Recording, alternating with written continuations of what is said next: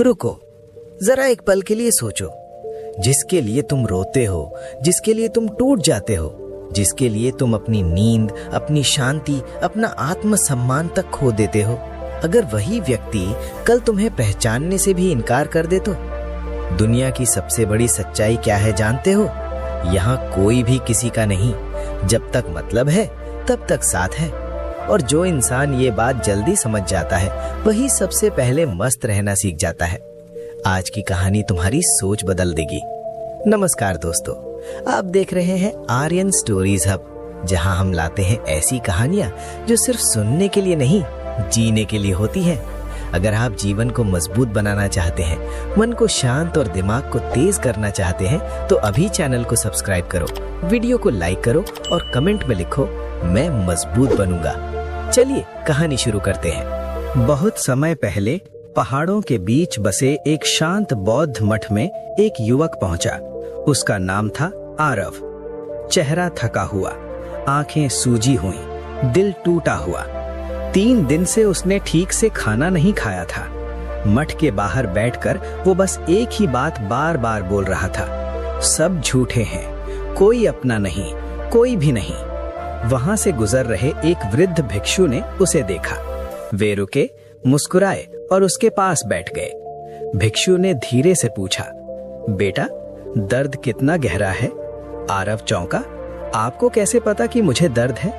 भिक्षु मुस्कुराए, जो अंदर से टूटता है उसकी आवाज बाहर से नहीं, उसकी सांसों से सुनाई देती है। आरव की आंखों से आंसू गिरने लगे। सब छोड़कर चले गए, जिन्हें अपना समझा वही बदल गए। भिक्षु ने पूछा, क्या तुम सच में चाहते हो कि तुम्हारा दर्द खत्म हो जाए? आरव ने तुरंत कहा, हाँ, अभी, इसी वक्त। भिक्षु बोले, तो तुम्हें एक कहानी सुननी होगी, लेकिन शर्त है, बीच में टोकोगे नहीं। आरव ने सिर हिला दिया। एक शहर में एक आदमी रहता था, बहुत अमीर, बहुत प्रभावशाली, लेकिन अंदर से बहुत अकेला। उसने सोचा, अगर लोग मेरे साथ नहीं हैं, तो मैं पैसे से लोगों को अपना बना लूंगा। उसने लोगों की मदद करनी शुरू की, दान दिया, उपहार दिए, सबको खुश रखा। धीरे धीरे उसके आसपास भीड़ लग गई। हर दिन घर में मेहमान, हर दिन तारीफ, हर दिन साथ। भिक्षु ने थोड़ा रुक कर कहा, लेकिन एक दिन उसका सारा धन डूब गया। आरव ध्यान से सुन रहा था। अगले ही महीने घर खाली हो गया, फोन आना बंद, दावतें बंद, तारीफ बंद। वो आदमी रोने लगा, सब धोखेबाज हैं। तभी एक साधु ने उससे कहा, नहीं, वे धोखेबाज नहीं थे, तुम भ्रम में थे। आरव ने पहली बार भिक्षु की आंखों में देखा। भ्रम? भिक्षु बोले, हाँ, तुमने सौदे को रिश्ता समझ लिया। भिक्षु ने आगे कहा, दुनिया में ज्यादातर लोग साथ नहीं, सुविधा निभाते हैं। जब तक उन्हें तुमसे लाभ है, वे तुम्हारे हैं। जिस दिन लाभ खत्म, रिश्ता खत्म। आरव बोला, तो क्या किसी पर भरोसा ही ना करें? भिक्षु मुस्कुराए, भरोसा करो, लेकिन अपनी शांति गिरवी रखकर नहीं। जिस दिन तुमने ये मान लिया कि कोई भी स्थायी नहीं है, उस दिन से तुम दुखी होना बंद कर दोगे। ये सुनकर आरव चुप हो गया। पहली बार उसके चेहरे पर हल्की शांति दिखी। भिक्षु ने आरव की तरफ देखा और धीमे स्वर में बोले, तुम्हें दुख लोगों ने नहीं दिया, दुख तुम्हारी उम्मीदों ने दिया है। आरव ने तुरंत जवाब दिया, लेकिन उम्मीद रखना गलत कैसे हो सकता है? भिक्षु ने जमीन से एक सूखा पत्ता उठाया और उसे हवा में छोड़ दिया। पत्ता कुछ पल उड़ा, फिर गिर गया। देखा? भिक्षु बोले, ये पत्ता हवा पर भरोसा करके उड़ा, लेकिन हवा कभी किसी की नहीं होती। जीवन में 3 चीजें कभी स्थायी नहीं होती, लोग, हालात और भावनाएं। आरव ने पूछा, तो फिर स्थायी क्या है? भिक्षु ने अपनी छाती पर हाथ रखा, सिर्फ तुम्हारा मन, अगर तुम उसे प्रशिक्षित कर लो। भिक्षु आरव को मठ के अंदर ले गए। वहां कई शिष्य ध्यान कर रहे थे। शांत वातावरण, घंटी की धीमी आवाज, जलते दीपक की सुगंध। भिक्षु बोले, यहाँ आने वाले हर व्यक्ति की कहानी तुम्हारी जैसी ही होती है। कोई प्रेम में टूटा, कोई रिश्तों में हारा, कोई अपनों से ठुकराया हुआ। आरव ने पूछा, फिर ये सब इतनी शांत कैसे हैं? भिक्षु मुस्कुराए, क्योंकि इन्होंने एक कला सीख ली है, अकेले खुश रहना। आरव, अकेले खुश रहना, क्या ये सच में संभव है? भिक्षु, जब तुम अपने मन के साथ दोस्ती कर लेते हो तब अकेलापन अकेलापन नहीं रहता। भिक्षु ने उसे एक छोटा कटोरा दिया जिसमें पानी भरा था। उन्होंने कहा, इसे पकड़ो और मेरे साथ चलो। वे दोनों पत्थरों वाले रास्ते पर चलने लगे। कुछ कदम बाद पानी छलक गया। भिक्षु बोले, ध्यान कहाँ था? आरव बोला, रास्ते पर। भिक्षु, इसीलिए पानी गिरा। जब ध्यान दुनिया पर रहेगा मन खाली होगा, जब ध्यान मन पर रहेगा जीवन भरपूर होगा। भिक्षु ने कहा, तुम दूसरों को पकड़कर खुश रहना चाहते हो, इसीलिए दुखी हो। मस्त रहना है तो खुद को पकड़ो। जिस दिन तुमने खुद का सहारा बन गए उस दिन दुनिया तुम्हें गिरा नहीं पाएगी। आरव की आंखों में पहली बार चमक आई। लेकिन जब यादें परेशान करें तो क्या करें? उसने पूछा। भिक्षु ने उत्तर दिया, यादें आग की तरह है, तुम उन्हें हाथ में पकड़ोगे तो जलोगे, दूर से देखोगे तो रोशनी मिलेगी। भिक्षु उसे ध्यान कक्ष में ले गए। आंखें बंद करो, सांस अंदर लो, धीरे छोड़ो। हर उस व्यक्ति को सामने लाओ जिससे तुम्हें दर्द मिला। आरव का चेहरा सख्त हो गया। भिक्षु बोले, अब उनसे कहो मैं तुम्हें मुक्त करता हूँ, तुम भी मुझे मुक्त करो। आरव के गाल पर आंसू बह निकले, लेकिन इस बार दर्द के नहीं, हल्केपन के। माफ करना दूसरों के लिए नहीं, अपने मन की आजादी के लिए होता है। ध्यान समाप्त हुआ। आरव ने गहरी सांस ली, जैसे वर्षों बाद सीने का बोझ उतरा हो। उसने धीरे से कहा, मैं थोड़ा हल्का महसूस कर रहा हूँ। भिक्षु मुस्कुराए। यही शुरुआत है, मस्त रहने की शुरुआत। ध्यान समाप्त हुआ। कक्ष में गहरी शांति थी। दीपक की लौ स्थिर थी, जैसे समय भी कुछ पल के लिए ठहर गया हो। आरव ने आंखें खोली। चेहरे पर पहले से अलग भाव था। दर्द अभी गया नहीं था, लेकिन अब वो बिखरा हुआ भी नहीं था। भिक्षु ने पूछा, अब मन क्या कह रहा है? आरव ने धीरे से उत्तर दिया, दर्द है पर अब घबराहट नहीं है। भिक्षु मुस्कुराए। बहुत लोग दर्द से भागते हैं, ज्ञानी लोग उसे समझते हैं। भिक्षु बोले, आज रात तो मठ में रुकना, कल सुबह तुम्हें एक अंतिम शिक्षा दूंगा जो तुम्हें सच में मस्त रहना सिखाएगी। आरव ने सिर झुका दिया। जैसा आप कहें। रात गहरी थी। आसमान में अनगिनत तारे थे। ठंडी हवा चल रही थी, लेकिन आरव सो नहीं पा रहा था। पुरानी बातें, पुराने चेहरे, पुराने वादे सब फिर से मन में आ रहे थे। तभी पास से आवाज आई, नींद नहीं आ रही? वो वही वृद्ध भिक्षु थे। आरव बैठ गया। गुरुदेव, यादें पीछा नहीं छोड़ती। भिक्षु उसके पास बैठ गए। भिक्षु बोले, यादें दरवाजा नहीं तोड़ती, हम खुद उन्हें अंदर बुलाते हैं। आरव, कैसे रोकूं? भिक्षु, रोकना मत सीखो, देखना सीखो। जब याद आए तो बस देखो, जैसे कोई फिल्म चल रही हो जिसमें तुम दर्शक हो, किरदार नहीं। जो व्यक्ति अपनी सोच को देख सकता है वो सोच का गुलाम नहीं रहता। आरव ने गहरी सांस ली। गुरुदेव, एक सवाल पूछूं? पूछो। क्या सच में कोई अपना नहीं होता? भिक्षु हल्के से हंसे, लेकिन वो हंसी करुणा से भरी थी। उन्होंने कहा, यह सवाल अधूरा है, इसका सही रूप है, कौन स्थायी रूप से अपना है? भिक्षु ने आकाश की ओर इशारा किया। वो तारा देख रहे हो? हाँ, हजारों साल से चमक रहा है, लेकिन एक दिन वो भी बुझ जाएगा। जब तारे स्थायी नहीं तो इंसान कैसे स्थायी होंगे? आरव चुप। भिक्षु आगे बोले, समस्या ये नहीं कि लोग बदलते हैं, समस्या ये है कि हम उन्हें न बदलने की उम्मीद करते हैं। उम्मीद रिश्तों का सबसे सुंदर फूल भी है और सबसे खतरनाक कांटा भी। भिक्षु बोले, एक शिष्य ने अपने गुरु से पूछा, मुझे सबसे ज्यादा दुख किससे मिलेगा? गुरु ने उत्तर दिया, जिसे तुम सबसे ज्यादा अपना मानोगे, दुख भी वहीं से मिलेगा। शिष्य ने पूछा, तो क्या किसी को अपना मानना ही छोड़ दूं?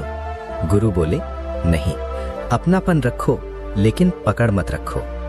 प्रेम करो पर निर्भर मत हो, साथ निभाओ पर खुद को मत खो। हवा तेज चली, दीपक की लौ हिली पर बुझी नहीं।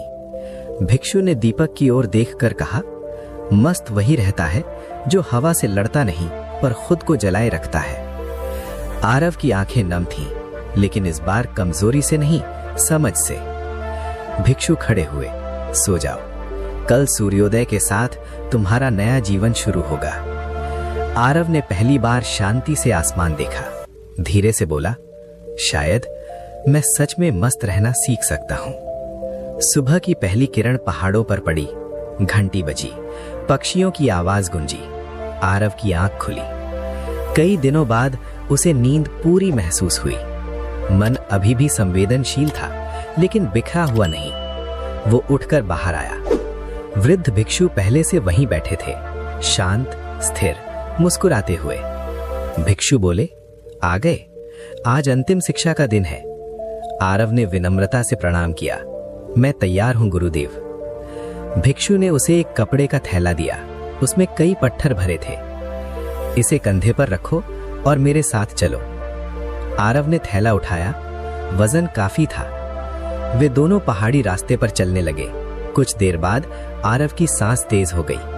गुरुदेव, बहुत भारी है। भिक्षु शांत स्वर में बोले, चलते रहो। थोड़ी दूर जाकर भिक्षु रुके।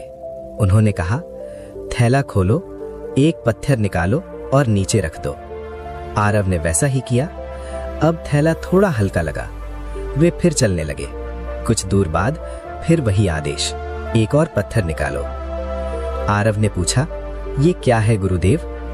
भिक्षु बोले, हर पत्थर एक उम्मीद है, एक शिकायत है, एक तुमने ऐसा क्यों किया है। तुम लोग नहीं ढोते, तुम उनकी यादों का बोझ ढोते हो। चलते चलते आधा थैला खाली हो गया। अब आरव सहज चल रहा था। भिक्षु ने पूछा, अब कैसा लग रहा है? आरव, हल्का, बहुत हल्का। भिक्षु मुस्कुराए।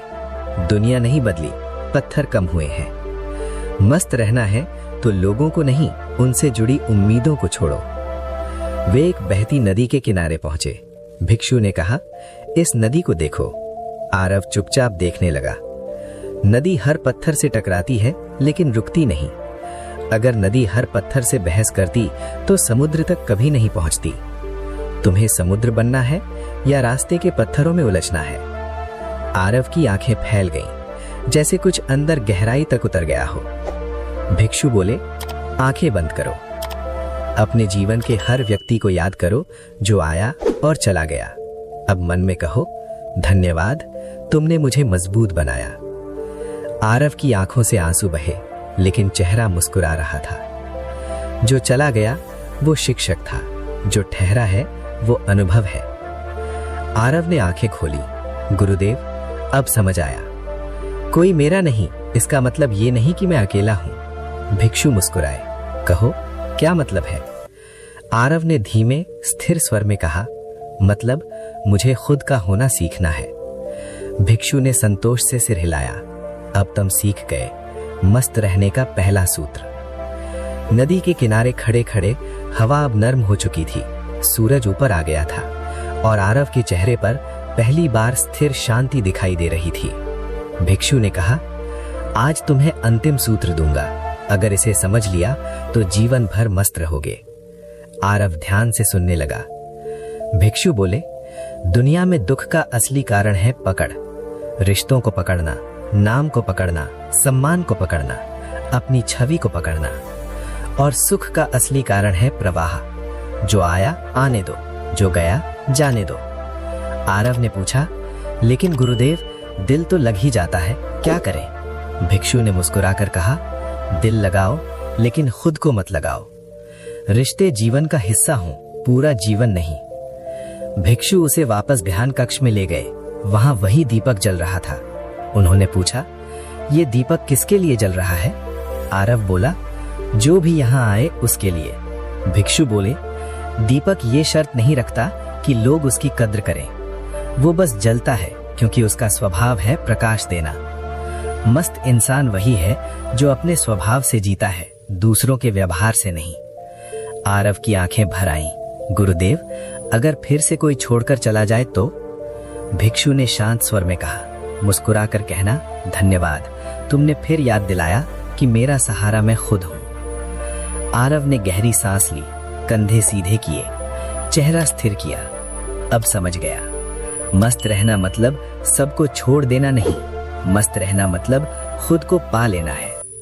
भिक्षु की आंखों में चमक आ गई। अब तुम तैयार हो, दुनिया में लौटो, लेकिन इस बार भीख मांगने नहीं, प्रकाश देने। आरव मठ से नीचे उतर रहा था। रास्ता वही था, दुनिया वही थी, लेकिन देखने वाली आंखें बदल चुकी थीं। अब वो हर गुजरते इंसान को देखकर सोच रहा था, कोई भी स्थायी नहीं, इसलिए हर पल की कद्र करो। कोई भी मेरा नहीं, इसलिए खुद को मत खो। और मैं खुद अपने साथ हूं, इसलिए मस्त रहो। उम्मीद कम रखो, शांति ज्यादा मिलेगी। पकड़ कम रखो, मुस्कान ज्यादा मिलेगी। दूसरों पर कम टिकोगे तो खुद पर ज्यादा खड़े रहोगे। दोस्तों, अगर इस कहानी ने आपके दिल को छुआ है और सोच बदलने पर मजबूर किया है, तो अभी वीडियो को लाइक करो, कमेंट में लिखो, मैं मस्त रहना सीख रहा हूँ।